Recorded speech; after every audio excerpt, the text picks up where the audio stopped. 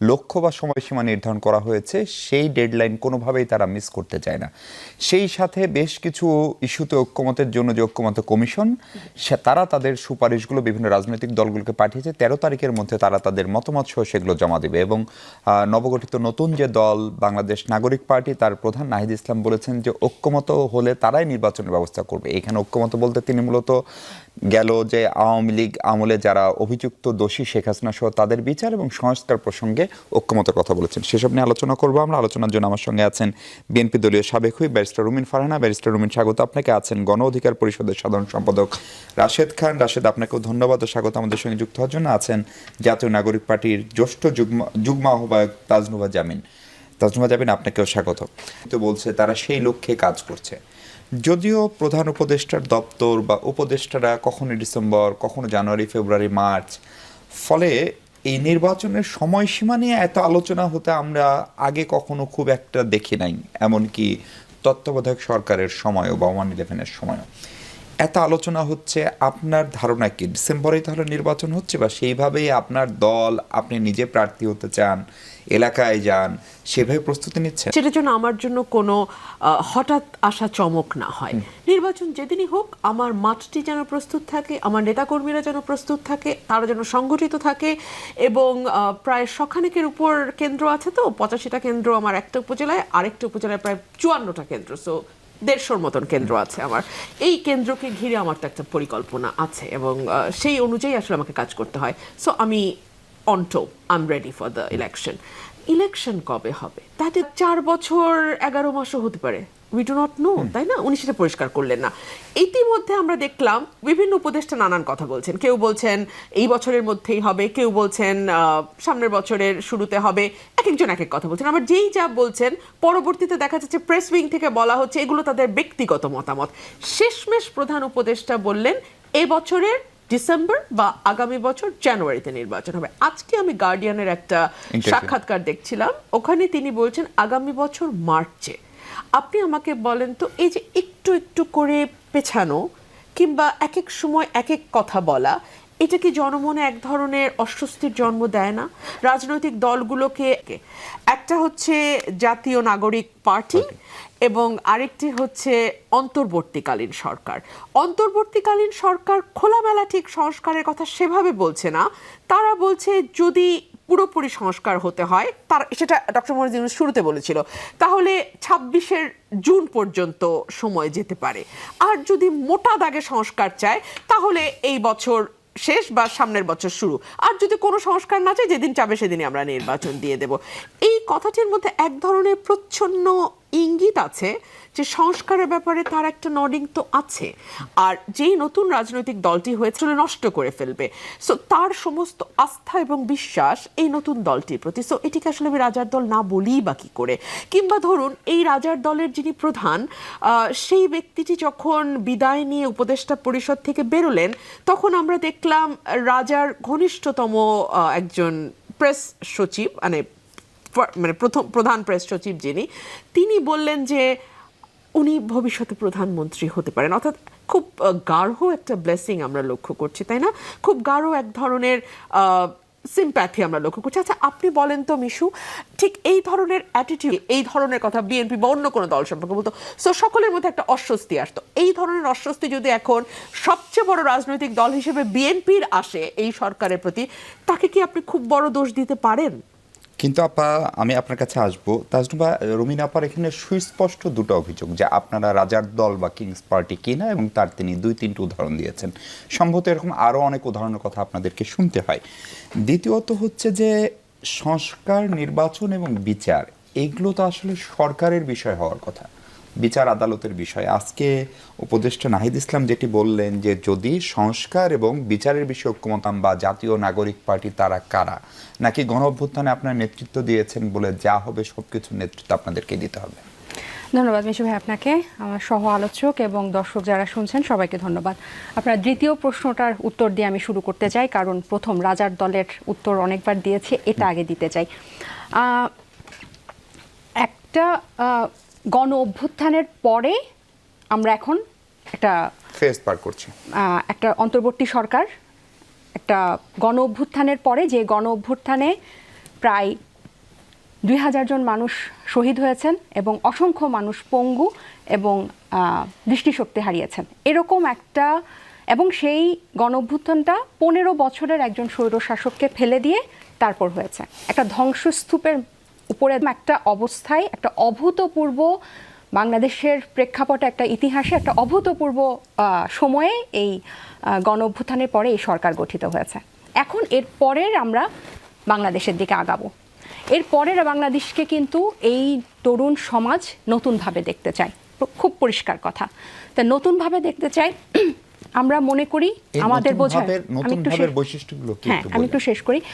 নতুনভাবে দেখতে চাই এবং আমাদের বোঝাপড়ায় বলে যে মুক্তিযুদ্ধের পর একটা স্বাধীন ভূখণ্ডে যে বাংলাদেশের মানুষের যে গণতান্ত্রিক মুক্তি সেটা ব্যর্থ হয়েছে। আমরা সুযোগ পেয়েও সেটা হারিয়েছি এবং এই দফা আমরা ইতিহাস আমাদের মধ্যে তৈরি করার জন্য ব্যর্থ হবে। এই অবস্থায় আমরা বলছি যে আমরা খুব সুন্দরভাবে, সুস্পষ্টভাবে, যেভাবে গণ অভ্যুত্থানে সব ধরনের ফ্যাসিবাদ বিরোধী শক্তি অংশ নিয়েছিল, সবাইকে নিয়ে আমরা নতুন বাংলাদেশে যাব। এখন এই নির্বাচন, আপনি যে বললেন যে বিএনপির এখন একমাত্র চাওয়া নির্বাচন, সেটা যেই সময়ের মধ্যেই হোক। 5ই আগস্টের আগে বাদ দিলাম, 5ই আগস্টের পরে 6ই আগস্ট পর থেকে বিএনপির একটাই রাজনীতি, সেটা হচ্ছে তারা নির্বাচন চায়। নির্বাচিত সরকার সব কিছুর সমাধান করবে, মানে সব অসুখের ওষুধ হচ্ছে নির্বাচন। খুব ভালো কথা। এখন তারা নির্বাচনটা চাচ্ছে সংসদ নির্বাচন, আমরা বলছি আমরা গণপরিষদ নির্বাচন চাচ্ছি, কারণ আমরা একটা নতুন বাংলাদেশের পথে চাচ্ছি। চাইবে তারাই জিতবে। আমরা চাই, পার্থক্যটা কি হবে? আমরা চাই নির্বাচিত গণপরিষদ একটা সংবিধান প্রণয়ন করবে অথবা সংস্কার করবে, তার আন্ডারে একটা সংসদ নির্বাচন হবে। এখন ওনারা বলছেন, বিএনপি বলছেন যে এটা হচ্ছে ষড়যন্ত্র, এটা আমাদেরকে নির্বাচন পেছাকালকেও আমরা অস্বীকার করছি না। আমি একটু যুক্ত করতে চাই, আজকে জাতীয় ঐক্য কমিশনের কিন্তু ঐক্যমত কমিশনের সহসভাপতি প্রফেসর আলী রিয়াজ কিন্তু উনি বলেছেন যে যেই সুপারিশগুলো আসবে, আমি এটা পুরাটা বলছি না, যে সুপারিশগুলো আসবে সেটা 6টা বিকল্প পথ কিন্তু উনি বলেছেন, যার মধ্যে শুধু 6টার মধ্যে 5টাই কিন্তু গণভোট বা গণপরিষদ ও আইনসভার মাধ্যমে। এখন আমরা কিন্তু নির্বাচন, এই যে আপনি যে বললেন, নাহিদ ইসলাম যে কথাটা বলেছে, উনি সহযোগিতা চেয়েছে যে আপনারা নির্বাচনের জন্য এরকম মুখিয়ে আছেন, ঠিক একইভাবে আমরা সংস্কার এবং দৃশ্যমান বিচারের জন্য আমরা এভাবে মুখিয়ে আছি। আপনারা আমাদেরকে এটাতে সাহায্য করেন, আমরা আপনাদেরকে নির্বাচন সময় মতো, আপনাদের সময় মতো হওয়ার জন্য আমরা সাহায্য করব। এখানে নির্বাচনের ব্যবস্থা করে দেওয়ার কথা বলা হয় না। আমরা এখানে একটা জাতীয় ঐক্যমতে পৌঁছাতে চাই, কারণ এখন কারণটা বাংলাদেশ, যে জনগণ যাকেই ভোট দিবে, এমন যদি হয় আপনারা যদি গণপরিষদে যেতেন, আপনারাই নির্বাচিত গণপরিষদ, আপনারাই একটা সংবিধান প্রণয়ন করবেন বা সংস্কার করবেন, এরপরে আপনারা সংসদে যাবেন। আমরা কিন্তু বলছি না যে আমরা এখানে কোনো ষড়যন্ত্র নাই, আমরা ওনাদের সহযোগিতাটা আশা করছি, আমরাও সহযোগিতা করব বলে বলছি। এক পরিষদ যে নির্বাচন হবে সেটা গণপরিষদ নির্বাচন হতে পারে, সেটাকে সংসদে কনভার্টও করা যেতে পারে। প্রফেসর আলী রিয়াজের যা ব্যাখ্যা আজকে আমরা পড়লাম, ফলে আপনাদের বোঝাপড়া কি বা আপনারা আসলে কি চান? হ্যাঁ, ধন্যবাদ সবাইকে। গণ অধিকার পরিষদের পক্ষ থেকে শুভেচ্ছা। আমার বোঝাপড়া আপনার বোঝাপড়া গুরুত্বপূর্ণ না। আমি আপনি ইলেকশন করব, ভোট দিবে জনগণ। এখন কথা হলো যে নির্বাচন বলতে বাংলাদেশের জনগণ কি বোঝে? বাংলাদেশের জনগণ নির্বাচন বলতে কিন্তু ভোট দিয়ে তার জনপ্রতিনিধি নির্বাচন করবে, সেটিকেই বোঝে। গণপরিষদ, আপনি একজন রিক্সা চালক, ভ্যান চালক বা একজন শিক্ষিত মানুষের কাছেও কিন্তু আপনি গণপরিষদের উত্তর পাবেন না। আমার মনে হয় যারা বলছে তারাও, সেখানে বলা হচ্ছে যে সংস্কার ও বিচারের জন্য আমরা মুখিয়ে রয়েছি। তা আমার কথা হলো যে আপনি তো এই কাজটি করার জন্যই সরকারে গিয়েছিলেন, পদত্যাগ কেন করলেন? আপনার কাছে যদি সংস্কার এবং বিচারটাই মুখ্য হবে, তাহলে আপনি কেন সেই কাজটা শেষ না করে পদত্যাগ করলেন? এই প্রশ্নের উত্তর কি আপনি দিতে পারবেন? রাজনৈতিক দল গঠন বিচার হইল নাকি? আপনার চোর পালিয়ে গেছে, আপনি রায় দিয়ে দিলেন, এটা কোনো বিচার? আপনি তো জনগণের সাথে ভাওতাবাজি করছেন। এখন আমরা যারা পলিটিক্স করি, যারা বাংলাদেশের সচেতন মানুষ, তারা কিন্তু বুঝতেছে যে কোথায় আসলে গলত। এখন সাধারণ মানুষ, আবেগী মানুষ, তারা হয়তো অনেক কিছু বুঝতে পারছে না। গলতটা কোথায় রাশেদ? গলত তো এখানে যে আপনি রাষ্ট্র সংস্কারের কথা বলে আপনি সংস্কার না করে আপনি পদত্যাগ করেছেন, এখানেই তো গলত। দুজন উপদেষ্টা রয়েছে, তারা যে নির্বাচনের আগে পদত্যাগ করবে না তার নিশ্চয়তা কি? আমার কাছে এখন সন্দেহ লাগছে এই যে ছাত্ররা, তারা সরকারের ব্যর্থতার দায় নেবে না। তারা বলবে যে আমরা সরকারে গিয়েছিলাম, সরকারের কাছে আমাদের এই চাওয়া পাওয়া ছিল, আমরা দেখছি যে সরকার সেটির প্রতিফলন ঘটাতে পারছে না। পরিস্থিতি কি সত্যি সত্যি একটি নির্বাচন হচ্ছে সেরকম কোনো ইঙ্গিত দেয়, নাকি আইন শৃঙ্খলা পরিস্থিতির এই যে অবনতি আমরা দেখলে কোনো দ্বিমত নাই, নাকি কোনো একটা পরিস্থিতি তৈরি করার চেষ্টা করা হচ্ছে, এরকম নানান কনস্পাইরেসি থিওরি বাজারে ঘুরছে? সেই প্রসঙ্গে আপনার মতামত শুনবো দর্শক, তার আগে আবারও বিরতি নিই। দর্শক স্বাগত আরেকবার। ব্যারিস্টার রুমিন ফারহান আছেন আমাদের সঙ্গে। রুমিন আপা, সামগ্রিক যে আইন শৃঙ্খলা পরিস্থিতি, একটা তো হচ্ছে সাম্প্রতিক সময়ে ধর্ষণের সংখ্যা দৃশ্যমানভাবে বেড়ে যাওয়া, নারীর নিরাপত্তা, হিজবুত তাহরিরের মিছিল, এবং আপনার দলেরও বিভিন্ন দল উপদলের ভিতরে অভ্যন্তরীণ দ্বন্দ্ব, সংঘর্ষ, আজকেও বেশ কিছু ঘটনা ঘটেছে। ফলে এইসব পরিস্থিতিকে আসলে নির্বাচনের দিকে ইঙ্গিত দেয়, নাকি জানি লুটপাট, বাড়িতে ঢুকে দখলবাজি, এগুলো বন্ধ হলো না?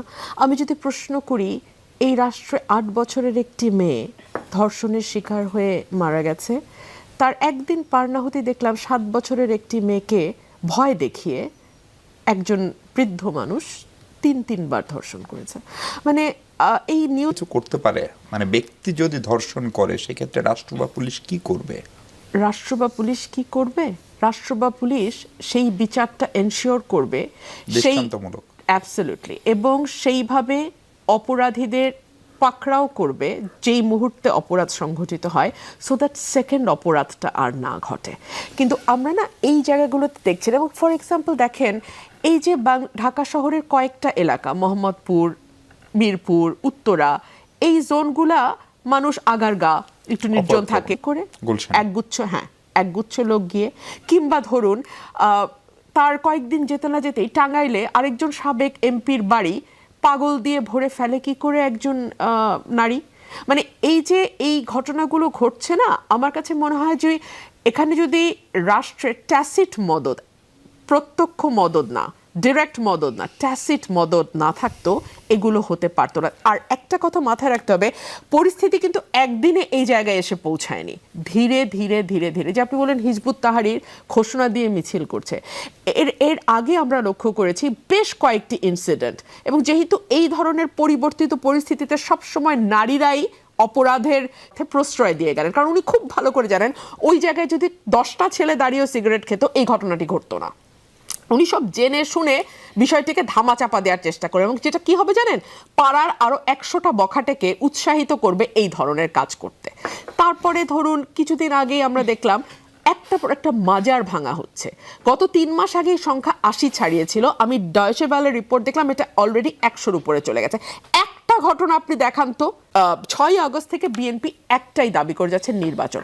কেন নির্বাচন দাবি করছে? তার বেশ কয়েকটা কারণ আমি দিয়েছি। এক, বিএনপি বিশ্বাস করে যে বাংলাদেশে রাষ্ট্র পরিচালনার দায়িত্বে যদি কেউ যেতে চায়, তার নিজের ভিশন যদি কেউ বাস্তবায়ন করতে চায়, একমাত্র তো সরকার দিতে পারে।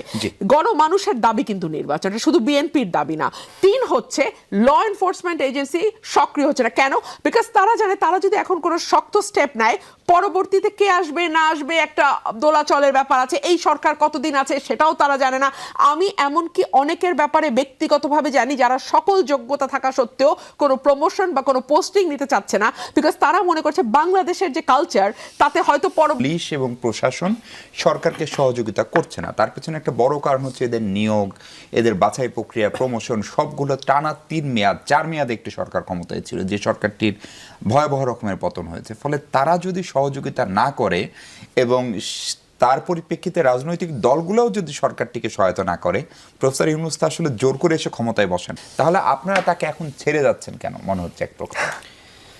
দেখেন, আপনি নিশ্চয়ই জানেন যে আমরা আসলে ছেড়ে যাচ্ছি না, তবে মোহাম্মদ ইউনূস আসলে নিজেকে নিজে বিতর্কিত করেছে, নিজেকে নিজে একা করেছে।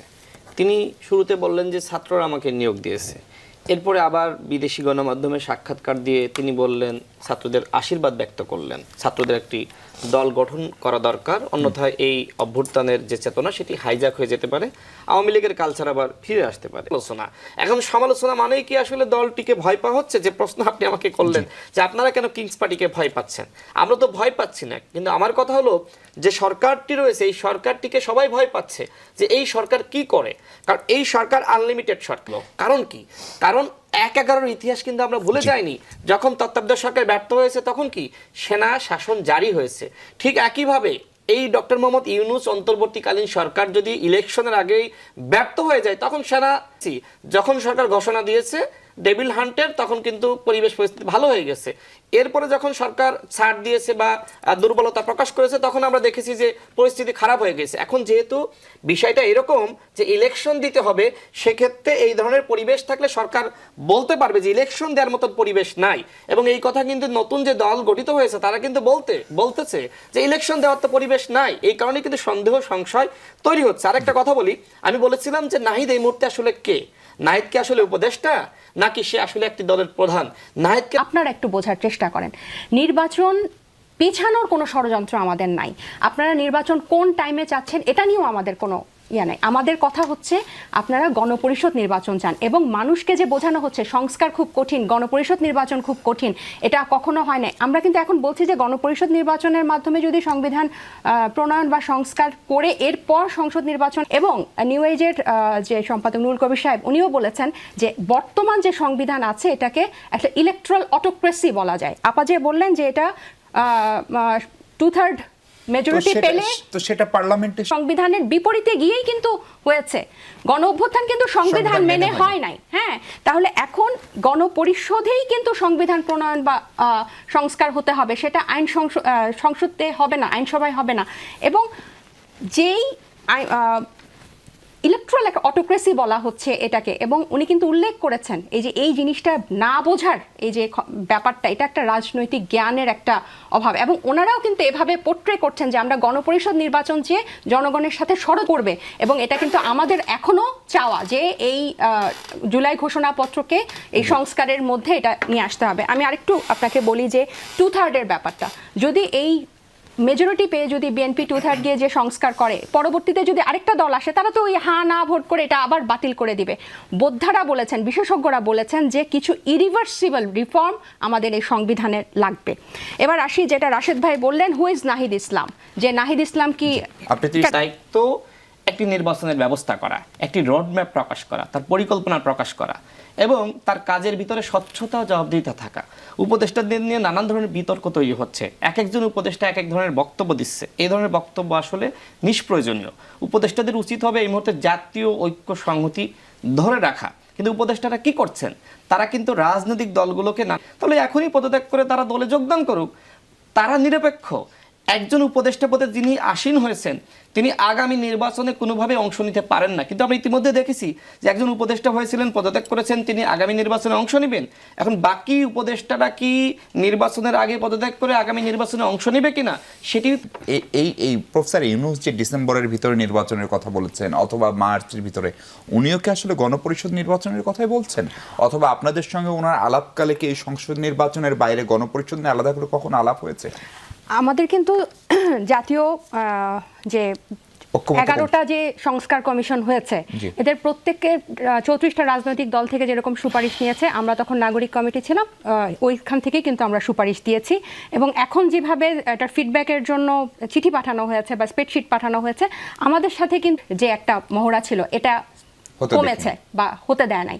বা এই যে সংস্কার করা 11টা কমিশন নিয়ে এবং সংবিধান সবচেয়ে মূল্যবান মানে গুরুত্বপূর্ণ কমিশনগুলা, দুদক, নির্বাচন ব্যবস্থা, জনপ্রশাসন, পুলিশ, এগুলা নিয়ে কিন্তু তারা আজকের আলী জিয়াদ স্যারের প্রেস ব্রিফিংয়ে আমি অনেক আশান্বিত যে তারা একটা প্রক্রিয়ার মধ্যে আছেন।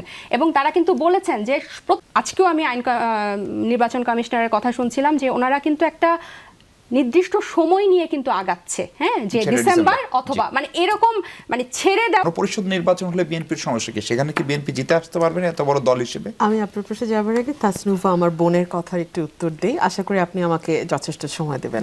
আমি আমার সাথে 2 মিনিট না, তাসনুভা 4 মিনিট বলেছে, আমাকে একটু কাছাকাছি দিয়েন। আমার কাছে ভালো লাগলো যে সরকার নিয়ে যখন তীব্র সমালোচনা রাজনৈতিক দলগুলোর মধ্যে, এবং সকলেই যখন সরকারকে সুশাসন প্রতিষ্ঠায় ব্যর্থ বলছে, আইন শৃঙ্খলা পরিস্থিতি কন্ট্রোলে ব্যর্থ বলছে, এই মধ্যে দাঁড়িয়েও এনসিপি তারা at least they are trying the level best to defend the government. I hope এরপরে আমাদের দুজনের কথার যেই সারমর্ম সেটা খুব পরিষ্কার হয়ে যায়, সরকারটি আসলে খুব নিরপেক্ষ নয় এবং এই সরকারটি একটি দলকে আপ্রাণ চেষ্টা করছে পেট্রন করা।